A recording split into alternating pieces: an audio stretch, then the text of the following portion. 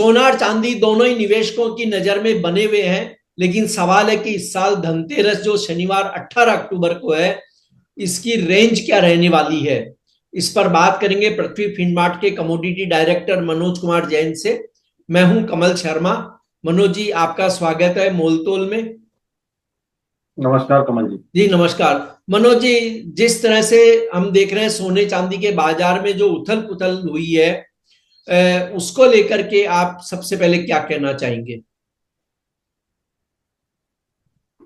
देखिए कमल जी, हम देख रहे हैं कि जिस तरह से ग्लोबल जो अनसर्टेनिटी जैसे जैसे बढ़ रही है, तो उसके चलते हमने देखा है कि जो सोने और चांदी के निवेश की तरफ निवेशकों का जो रुख है वो लगातार बढ़ता हुआ नजर आ रहा है। यूएस शटडाउन जब हुआ पिछले सप्ताह, तो उसके बाद यहाँ पे फिर एक बार जो है इंटरनेशनल मार्केट में सारे एसेट क्लास में भारी उठापटक जो है वो बनती हुई नजर आई। और उसके चलते हम देख रहे हैं कि जो सोने और चांदी की चमक है वहां पे और भी निखार आता हुआ नजर आ रहा है। अब यहाँ पे आज जेरोमी पावेल जो यूएस फेड चेयरमैन है, उनकी स्पीच भी है। और सप्ताह के अंत में जो यूएस और चाइना के बीच में ट्रेड को लेकर के जो तकरार बढ़ती हुई नजर आई थी, हालांकि कल यूएस के काफी सारे ऑफिशियल्स की तरफ से स्टेटमेंट आया कि जो यूएस और चाइना के प्रेसिडेंट है उनकी इस मंथ के आखिर में जो मीटिंग होना है वो शेड्यूल रहेगी। तो उसके बाद हमने थोड़ा कूल ऑफ जो है आते हुए देखा है, लेकिन हमारा मानना है कि अभी भी जिस तरह से अनिश्चितता का माहौल है ग्लोबली, तो यहाँ पे जो सोने और चांदी में जो ऊपर की तरफ का जो ट्रेंड है, जो बुलिश जो ट्रेंड है वो बना रह सकता है। लेकिन अब वर्तमान स्तर पर सोने और चांदी में जो वोलेटिलिटी वो बहुत ज्यादा बड़ी मात्रा में देखने को मिलेगी कमल जी। तो यहाँ पे अब हर ट्रेड में बहुत ज्यादा सावधानी की जरूरत है। अगर आप वायदा बाजार में ट्रेड कर रहे हो तो बहुत ज्यादा सावधानी रखने की जरूरत है। लेकिन अगर हाजिर में अगर आप माल लेते हो तो वहां पे आप अभी भी जो है माल को लेकर के लंबी अवधि के लिए होल्ड रख सकते हैं। जी। और मनोज जी, धनतेरस की बात कर ली जाए, शनिवार को ही धनतेरस है, तो गोल्ड सिल्वर की किस तरह की रेंज आपको दिखती है भारतीय रुपए में। देखिए यहाँ पे 1,25,000 सोना और 1,55,000 से 60,000 हम चांदी का अनुमान लगा करके चल रहे थे पिछले सप्ताह जब आपसे बात हो रही थी। तो हमने सोचा, हमने जो हमारे जो टारगेट निकाले थे वो 1,25,000 सोना और 1,55,000 से 60,000 चांदी के लिए निकाले थे। और आज के दिन वो दोनों ही लक्ष्य जो है हासिल होते हुए नजर आए हैं। तो हमारा मानना है कि अब यहाँ पे इस सप्ताह थोड़ी उठापटक ज्यादा रहेगी मार्केट में। तो नए निवेश के लिए अब इस सप्ताह थोड़ा सा इंतजार करना चाहिए। अगर आपको कोई भी शुभ कार्य के लिए बाइंग करनी है तो आज पुष्य नक्षत्र का दिन है, तो आप वहां पे थोड़ा ले सकते हैं। लेकिन फ्रेश बाइंग के लिए थोड़ा सा वेट करें, क्योंकि एक वॉलेटिलिटी यहाँ पे जो है बढ़ती हुई नजर आई है। दूसरा, चांदी का जो स्पॉट प्रीमियम लगभग $2.25 तक पहुंच गया था इंटरनेशनल मार्केट में। आज वो भी घटकर जो है $1.25 तक आ गया, मतलब जो स्पॉट का प्रीमियम है वो भी ऊपर से थोड़ा नीचे आ रहा है। तो उसके चलते यहाँ पे स्पॉट मार्केट में भी जो है आने वाले एक दो दिनों में कुछ कूल ऑफ देखने को मिल सकता है। अभी त्योहार की वजह से डिमांड ज्यादा है, तो इसलिए हम भाव ऊपरी लेवल्स पर देख रहे हैं, लेकिन वहां पे कुछ कूल ऑफ जो है देखने को मिल सकता है। तो थोड़ी सी यहाँ पे सतर्कता रखनी चाहिए। जहां तक रेंज का सवाल है, तो सोने में मेरा मानना है कि जो वाइडर रेंज है वो देखने को मिलेगी जिस तरह की वॉलेटिलिटी है। जी। इस सप्ताह के लिए हमारा मानना है कि 1,18,000 नीचे की तरफ और 1,30,000 ऊपर की तरफ यह रेंज जो है सोने में देखने को मिल सकती है। वहीं अगर मैं चांदी की बात करूं तो 1,44,000 यहाँ पे नीचे की तरफ और 1,70,000 जो है ऊपर की तरफ, यह रेंज जो है इस सप्ताह देखने को मिल सकती है कमल जी। जी। और मनोज जी, अभी सभी गोल्ड के आने वाले समय में 5 से 6 हजार डॉलर और चांदी के लिए 65 से 75 डॉलर तक के पहुंचने का अनुमान जता रहे हैं। आप क्या क्या ओपिनियन है इन कीमतों को लेकर के।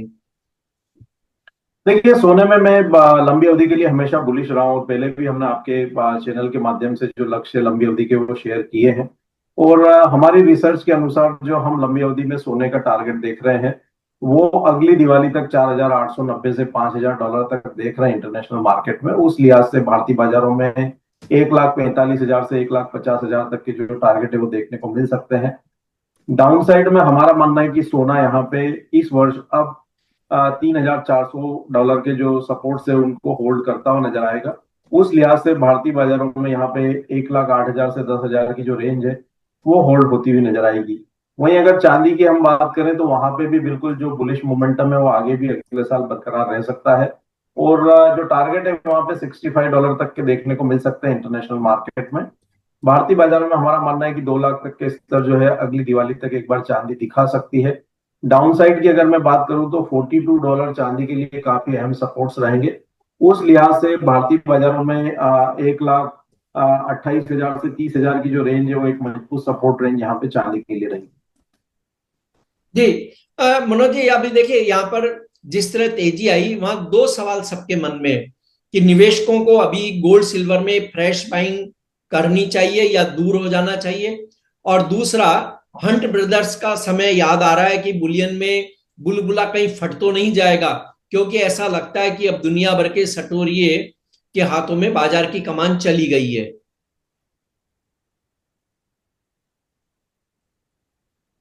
देखिए यहाँ पे दो चीज को समझना बहुत जरूरी है। अगर आप ट्रेडर हैं तो इस लेवल पे थोड़ी सावधानी सतर्कता की बिल्कुल जरूरत है। तो इसीलिए मैंने पहले भी कहा था शो की शुरुआत में कि ट्रेड को छोटा रखें और एक निश्चित स्टॉप लॉस का पालन करें अगर आप ट्रेडर हैं। अगर आप लंबी अवधि के निवेशक हैं तो आपको रेट देखने के बजाय अपना एक निश्चित अमाउंट तय करना चाहिए कि हर महीने मुझे इतना पैसा सोने और चांदी में निवेश करना है। आप अपनी लंबी अवधि की प्लानिंग से वो पैसा निवेश करते रहें। लंबी अवधि में आपको सोना और चांदी कभी निराश नहीं करेगा। तो लंबी अवधि के लिए अगर आप प्लान कर रहे हैं तो एसआईपी के रूप में निवेश करें। लमसम अभी इस लेवल पे खरीदने का प्रयास ना करें। जहां तक रही प्रीवियस बुल रन में जो हमने देखा है कि जो फॉल आया था मार्केट में, चाहे वो 2011 का हो या 1980 का हो, तो वहां पे जो सेंटिमेंट थे कमल जी, उस समय के सेंटिमेंट में और अभी के सेंटिमेंट में बहुत ज्यादा फंडामेंटल में अंतर है। यहाँ पे जो वर्तमान में फंडामेंटल है उनको देखते हुए और जो जिस लिहाज से जो ग्लोबल सेंट्रल बैंक्स की यहाँ पे लगातार बाइंग सोने और चांदी में देखने को मिल रही है, उसको देखते हुए हमको नहीं लगता है कि जो हिस्ट्री है 2011 वाली या 1980 वाली रिपीट होगी। क्योंकि जो इनलाइन फंडामेंटल है वो अभी तक के सबसे मजबूत है सोने और चांदी के लिए। एक सिंपल उदाहरण मैं देना चाहता हूं आपको कि जब 1980 जो ब्रेटन वुड के बाद में क्या हुआ था कि जब डॉलर की एक्सेप्टेंस ग्लोबल ट्रेड के लिए हुई थी तो उस समय यूएस ने सोना लेकर के डॉलर दिए थे। और यूएस ये करता था कि डॉलर को अपना जो रिजर्व है वो रखता, डॉलर के पीछे सोने को रिजर्व के रूप में रखता था। जी मतलब जितने भी डॉलर उनके वहां से प्रिंट किए जाते थे उसके पीछे बैकिंग जो है वो सोने की रही। लेकिन ये 1980 के बाद से लगातार जो रेशो है वो घटता हुआ नजर आया है। और अगर मैं 2020 की बात करूं तो जो सोने की जो बैकिंग है ग्लोबल सेंट्रल बैंक्स के रिजर्व में वो घटकर जो है 11-12% तक आ गई थी, जो ऊपर में 1980 में 60% थी। और जो यूएस की करेंसी जो डॉलर का जो रिजर्व है वो 35% के ऊपर था। अब हमने देखा कि जब यहाँ पे कोविड के बाद अनिश्चितता बढ़ी, उसके बाद रशिया यूक्रेन वॉर हुआ और जो रशिया के जो फॉरेन एसेट्स वहां पे जो वेस्टर्न कंट्रीज की तरफ से सीज किए गए, उसके बाद से यहाँ पे लगातार जो है सोने के ऊपर ग्लोबल सेंट्रल बैंक का भरोसा बढ़ा है। तो अब जो रेशो सोने का जो बैकिंग के रूप में हम बात करें वो घटकर 12-13% पर आ गया था, वो अभी वापिस बढ़कर जो है 23-24% पर आ गया है। तो अगर यह रेशो जो है पुराने लेवल पे अगर 40% पे जाता है, जो कि 2000 से 2015 के बीच में था पीक पे, तो वहां पे हम सोने को लगभग $8,000 तक जाते हुए देखेंगे। और अगर ये 1980 के लेवल पे जाता है जहां की जो सोने की बेकिंग 60% थी, तो सोना इंटरनेशनल मार्केट में 12 से 13 हजार डॉलर हो सकता है। तो उस समय के फंडामेंटल और अभी के फंडामेंटल में बहुत ज्यादा बदलाव है। दूसरा, जो जियोपॉलिटिकल टेंशंस हम देख रहे हैं, जिस तरह से दूसरे जो असेट क्लास है वहां पे जो प्रेशर बनते हुए देख रहे हैं, ग्लोबल इकोनॉमी में हम देख रहे हैं कि लगातार दबाव है। तो इन सारी चीजों को देखते हुए हमारा मानना है कि इस बार उतनी बड़ी गिरावट यहाँ पे सोने और चांदी के मार्केट में नहीं देखने को मिलेगी, जो कि पिछले दो बुल रन में देखने को मिली थी। लेकिन बिल्कुल आपका कहना उचित है, क्योंकि जब कोई असेट क्लास 60 या 70% या 100% एक वर्ष में बढ़ जाता है तो वहां पे करेक्शन आना लाजिमी है। तो इसीलिए ट्रेडर्स को यहाँ पे बहुत ज्यादा सावधानी और सतर्कता की जरूरत है। लेकिन जो लंबी अवधि के निवेशक हैं वो स्टेगर्ड वे में एसआईपी के रूप में यहाँ पे अपने निवेश को जारी रखें। हमारा मानना है कि अभी जो बुल रन है वो समाप्त नहीं हुआ है। जी मनोज जी, आपका कोई डिस्क्लेमर? हाँ, सोने और चांदी के फ्यूचर्स मार्केट में हमारे क्लाइंट्स की पोजीशन हो सकती है कपिल जी, हमारी कोई व्यक्तिगत पोजीशन नहीं है, लेकिन ईटीएफ के द्वारा हमारी एसआईपी के रूप में सोने चांदी में निवेश जरूर रहता है। और कोई भी ट्रेडर या निवेशक या व्यापारी बंधु सोने चांदी में कोई भी रणनीति बनाना चाहते हैं ट्रेड की, तो अपने वित्तीय सलाहकार की सलाह से ही बनाए। और यहाँ पे बिना स्टॉप लॉस के कोई भी ट्रेड फ्यूचर्स मार्केट में ना करें। जी, आपका धन्यवाद, शुक्रिया मनोज जी।